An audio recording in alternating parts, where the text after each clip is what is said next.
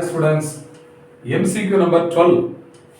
If the molecular weight of two gases are M1 and M2, then at a temperature, the ratio of RMS velocity C1 and C2 will be.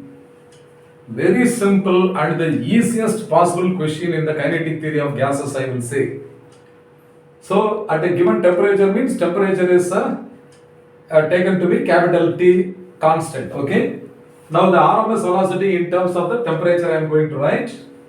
So RMS velocity VRMS, this is equal to square root of 3 RT divided by capital M. Okay, so VRMS here it's also represented by symbol small c. They are representing by C1 and C2. So I can represent C. So 3 R and T are constants, therefore C is or C1 is proportional to 1 by root over M1 and C2 is proportional to 1 by root over M2. Okay, so now I am going to take the ratio. The ratio of C1 and C2 is asked. So C1 by C2 must be equal to square root of M2 divided by M1.